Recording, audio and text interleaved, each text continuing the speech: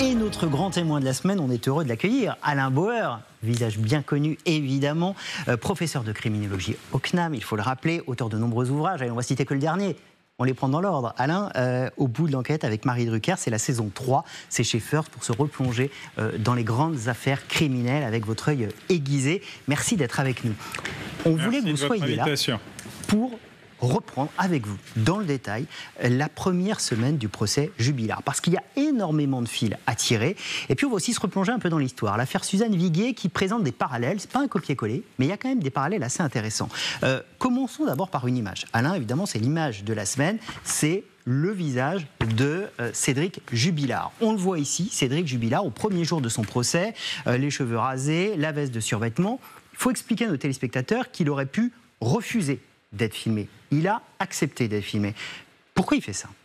Alors d'abord, une stratégie de défense, c'est à la fois du contenu, des avocats, mais c'est des images. Oui. Les images sont là. Qu'on soit filmé ou pas, il y aura des photos ou des dessinateurs qui font ça d'une manière exceptionnellement fine. Il y a la manière dont l'atmosphère est racontée par vos collègues journalistes. Les chroniqueurs judiciaires font un travail absolument remarquable. Depuis un siècle et demi, l'affaire Troppmann, qui est la naissance du fait divers criminel dans les médias, écrit à l'époque, et qui est le premier moment où on feuilletonne une affaire criminelle. Ouais. Tous les jours, on a un épisode, un développement, une révélation, et ça devient l'élément majeur du journalisme d'investigation avant l'heure. C'est comme ça que ça marche, c'est 1870. Donc on est vraiment dans des affaires qui deviennent le cœur de l'actualité. C'est pas simplement un fait divers, c'est le fait central du moment, le reste devenant divers. Et donc tout ce qu'on voit est une construction volontaire visant à renvoyer vers l'opinion, qui est un élément majeur du procès désormais. On va en parler. La victime a mis un certain temps à entrer dans le procès. Avant, le procès, c'était le parquet, la défense, et les juges. Maintenant, la victime est devenue un élément central, la partie civile. Et puis, l'opinion, de plus en plus, devient un élément de gestion et de pression. Et donc, cette image-là, elle n'est pas faite pour les juges, elle n'est pas faite pour la partie civile, elle n'est pas faite pour l'accusation, elle est faite pour nous. Si je fais un parallèle, Jean-Claude Roman, cet homme qui se fait passer pour médecin auprès de sa famille avant de tuer tout le monde, à son procès, pareil, il accepte d'être filmé avec cette idée que probablement il garde le contrôle sur son histoire. Il l'a écrit tout au long de sa vie en mentant à tout le monde. Au procès, il veut continuer à écrire sa propre histoire. Sauf que le procès se passe d'une manière un peu différente. Le procès est très différent par la suite. Pour des raisons sur lesquelles on ne va pas revenir. Mais une volonté il faut de garder le pouvoir. Les procès sans corps... Alors, je commence avant l'affaire Viguier. Pour moi, c'est l'affaire Leroux. 37 ans. C'est une affaire de 37 ans qui ne se décante que parce que la personne qui a fourni l'alibi dit en fait non. Autrement, il n'y aurait pas eu d'affaire Agnelet parce qu'il n'aurait pas été condamné. Et là, on n'a jamais eu de corps, jamais eu d'aveu, rien. On n'a rien. Là, on est dans un process où la gestion du temps... Ce procès va durer au moins un mois. Il y aura peut-être un déplacement, on ne sait pas, parce qu'il y a un débat sur est-ce qu'on a été voir tous les lieux possibles. Et puis il y a un deuxième élément, c'est la première fois dans un procès sans aveu et sans corps que le principal accusé, présomption d'innocence, fait autant d'efforts pour faire croire qu'il est coupable. Alors jamais on a eu un individu qui a passé son temps de manière aussi délibérée et régulière à faire des soi-disant révélations à des gens qui disent qu'ils les ont reçues pour faire croire qu'il est effectivement coupable, tout en les aiguillant systématiquement sur des fausses pistes. Ça s'appelle un teasing formidable. La personnalité de Cédric Jubilard, la manière dont la défense a étrillé l'enquête cette semaine, la manière dont la défense aussi est en train de semer le doute sur l'amant de Delphine Jubilard. On vous raconte tout ça avec Alain. Dans un instant, vous restez avec nous, on se retrouve tout de suite.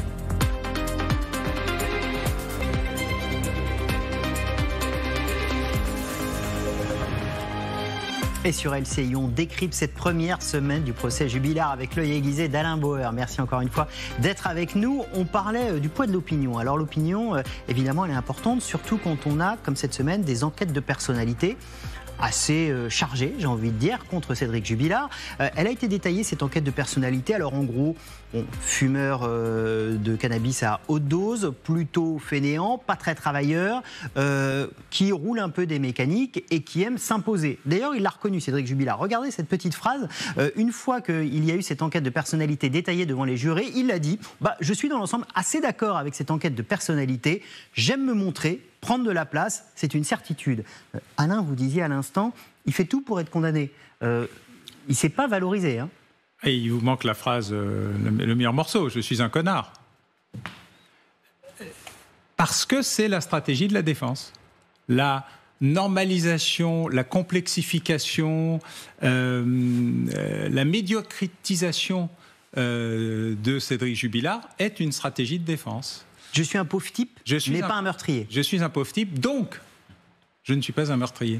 Et il y a ça, y compris dans le choix de la tenue, qui est un choix. Hein. C'est comme quand comme quand vous faites une émission de télévision ou quand vous allez au cinéma, vous avez quelqu'un qui s'occupe de vos tenues. Vous n'arrivez pas, vous ne vous levez pas le matin en disant c'est comme ça que je vais faire mon émission. Vous voyez ? Eh bien, c'est exactement la même chose. Il y a une réflexion globale. Ça ressemble assez à un procès aux assises américaines, où le choix des jurés, alors là, ça ne se fait pas exactement de la même manière, mais l'ensemble du processus de communication autour de l'accusé, donc de la défense, est une stratégie minutieusement structurée. Et là, l'impression que ça donne, je ne suis pas dans la tête de sa défense, c'est un choix délibéré du look, de l'habillement, des déclarations, etc. Ce qui est vraiment curieux, c'est la distorsion entre ce moment précis du procès et tout ce qui l'a précédé, c'est-à-dire la multitude de vraies fausses révélations à une ancienne petite amie, à une autre petite amie, à un ancien co-détenu sur « mais si, je l'ai étranglé, le corps est ici, non, il est là, non, il est ailleurs », qui ont été des éléments qui ont structuré l'idée qu'il ne pouvait être que Marguerite Duras coupable, forcément coupable, alors que la stratégie de la défense aujourd'hui entre dans une autre perspective. Et y a-t-il deux stratégies qui se sont percutées, ou en fait est-ce la même ? Et peut-être que dans 15 jours, ou dans 3 semaines, ou à la fin du procès, on pourra revenir parler de l'efficacité ou pas de cette stratégie tous azimuts, ou de ces stratégies qui se sont percutées au moment du procès. Alors, en tout cas, là où je rejoins totalement Alain, c'est qu'il y a un contraste terrible entre un homme qu'on présente comme l'auteur du crime parfait, donc qui intellectuellement aurait fomenté un scénario qui fait que presque 5 ans après les faits, personne n'a réussi à démontrer sa culpabilité. Et d'ailleurs, là, c'est exactement ce qui est en train de se jouer au procès. Et d'un autre côté, l'image qu'il donne à voir. C'est-à-dire que si vous avez très méticuleusement conçu quelque chose que personne n'arrive à démonter, pourquoi vous montrer sous ce jour-là ? C'est un contraste terrible. Et effectivement, ça participe de sa stratégie de défense. La personnalité de Cédric Jubilard et la défense. La défense a entendu les premiers gendarmes qui sont intervenus, le chef d'enquête cette semaine, et elle a étrié cette enquête. Les deux gendarmettes d'abord. Les deux gendarmettes d'abord. Qui se lèvent à 4 heures du matin qui arrivent sur place. Et à qui on envoie pour un conflit familial un peu classique, moitié réveillé, moitié pas réveillé. C'est terrible. Les avocats de Cédric Jubilard vont dire, vous nous dites, il y a de la buée dans la voiture, donc elle a été utilisée. Évidemment, vous êtes allé mettre la main sur le capot, voir si le moteur était chaud. Non, on ne l'a pas fait. La téléphonie, c'est important. La téléphonie, elle est reliée à la boîte Wi-Fi de la maison. Vous avez saisi la boîte Wi-Fi? Non. Ah, c'est étonnant. Ils ont démonté un par un tous les éléments de l'enquête. C'est leur job. Alors, ce n'est pas les éléments de l'enquête. En fait, c'est le problème du primo-intervenant. Guillaume connaissait très bien, et je renvoie d'ailleurs à son excellent ouvrage sur le RAID, le primo-intervenant, c'est ce qui a tout changé dans la lutte antiterroriste. C'est ce qui change tout dans une enquête criminelle. Le premier gendarme qui arrive sur place. Quelle soit. Vous prenez l'affaire Grégory, c'est un début pathétique où tout le monde saccage la scène de crime. Dans un effort considérable, tout le monde, les journalistes, les intervenants, les pompiers, les policiers, enfin tout le monde. Et là, on a raté le début de l'enquête ? On ne l'a pas totalement raté, car curieusement, et alors là c'est la partie 2, le major qui dirige l'enquête, qui est avec son look très Troisième République, qui arrive à donner du sens à l'enquête, mais lui il récupère ça juste après. Et donc ce qu'on n'a pas récupéré au début, on ne l'a pas récupéré au début. Ce qu'on n'a pas fait au début, on ne l'a pas fait au début. Et c'est irrattrapable. Voilà. Et c'est la partie du doute sur... Voilà. Alors, les deux gendarmettes, elles ont toutes les excuses du fait que on ne les appelle pas pour un meurtre. Il n'y a pas un crime sanglant. Elles ne sont pas en train de sécuriser une scène de crime. Il n'y a pas de scène de crime. C'est une disparition inquiétante. Voilà, c'est une disparition inquiétante. Il y en a 60 000 par an. 10 000 un peu plus inquiétantes que les autres et 1 000 où on ne retrouve personne, en gros. Donc ça vous donne une idée de ce qu'est la pression habituelle. Mais la partie 2 est plus intéressante. C'est le moment où le major de gendarmerie explique la structure logique de l'enquête juste au jour 2. Oui. Voilà. Là, l'enquête devient une enquête. Oui. Et là, on commence à retrouver un peu de sens à l'enquête, avec y compris la projection de cette fameuse paire de lunettes brisées qui permet d'être corrélée avec le témoignage du très jeune fils Jubilard et un certain nombre d'éléments, le cri, la nuit, bref, toute une série de choses qui donnent un faisceau de présomption qui a permis d'ailleurs sa mise en examen et sa mise en détention. La vraie question, c'est... À partir de ce moment-là, est-ce que toutes les pistes sont explorées ou est-ce que l'enquête entre sur une logique monopiste ? Vous tirez un fil formidable. Parce que, avec Guillaume, on a reçu ici Emmanuelle Franck, l'une des deux avocates de Cédric Jubilard, et on lui disait, mais quelle autre version vous allez livrer au juré ? Vous dites, c'est pas lui, mais ça peut être qui d'autre ? Et elle n'avait pas répondu. Ils gardaient, j'ai envie de dire, leurs munitions pour le procès, c'est de bonne guerre. Et là, on a senti cette semaine qu'il commençait à dresser une alternative sur la piste de l'amant. Notamment, Maître Emmanuelle Franck va interroger l'enquêteur sur mais le téléphone de l'amant. Vous savez les applications qu'il y a dessus. Il y a une application fétichiste, sadomasochiste. Et elle commence à, par petites touches, ternir l'image de l'amant, au passage aussi celle de Delphine, et de semer là une autre piste possible. Oui. C'est le rôle de la défense que d'explorer les pistes. Alors, soit elles ont été ouvertes et fermées, ce qui devrait être désormais la logique de toute enquête judiciaire. J'ouvre toutes les portes, je referme toutes les portes, ça prend un temps infini, mais à la fin, j'arrive à quelque chose et je peux répondre à ces questions où je suis tellement persuadé que ça ne peut être que lui. Voilà. Et vous avez là une affaire dont vous avez parlé tout à l'heure, l'affaire Viguier. Oui.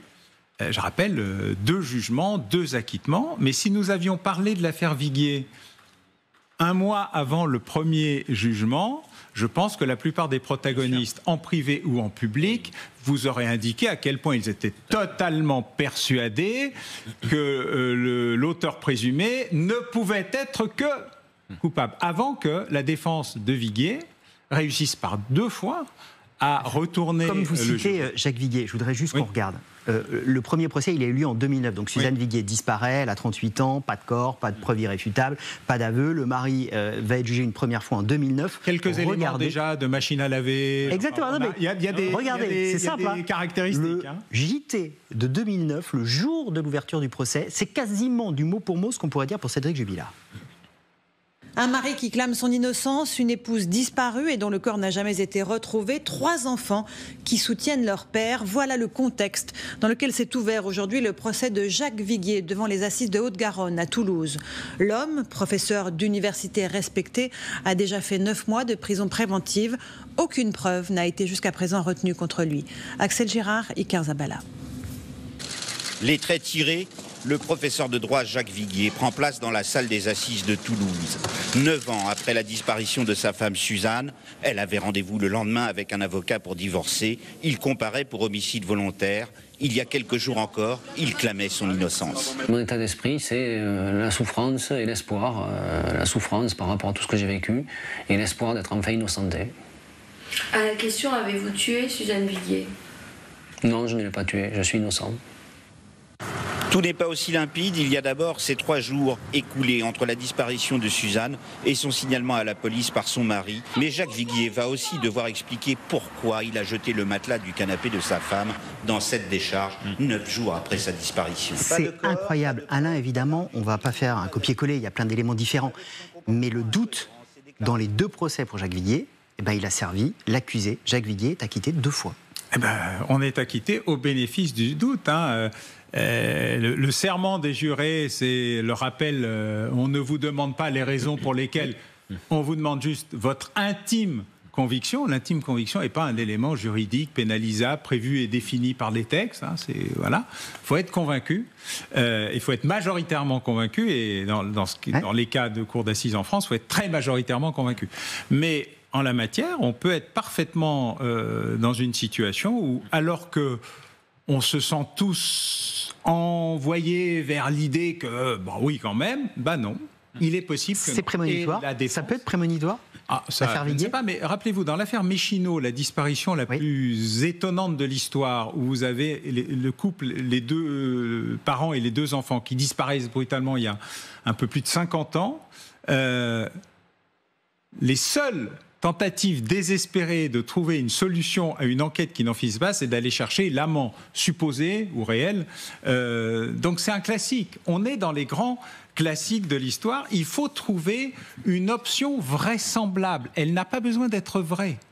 Mais c'est exactement ça. La défense de Jacques Viguier, lors du premier procès, c'est Maître Catala à Toulouse. Lequel Maître Catala est un peu le père spirituel, le mentor de la défense jubilaire. C'est-à-dire qu'il faut expliquer que Alexandre Martin et Emmanuel Franck se sont formés aux côtés de Maître Catala. Donc le parallélisme va quand même jusque-là. Et ce que réussit à faire Maître Catala dans le premier procès Viguier, c'est de dire au jury, mais attendez, il y a un certain nombre d'éléments, mais il y a aussi un certain nombre de pistes qui n'ont pas été suffisamment explorées. Et cette méthode-là, c'est exactement la même méthode que l'on retrouve chez Emmanuel Franck cette semaine, quand elle prend le gendarme et qu'elle lui dit « Mais attendez, il y a un témoin qui s'appelle Jérôme qui a vu une voiture à 4 heures du matin à 2 km du domicile des Jubilards.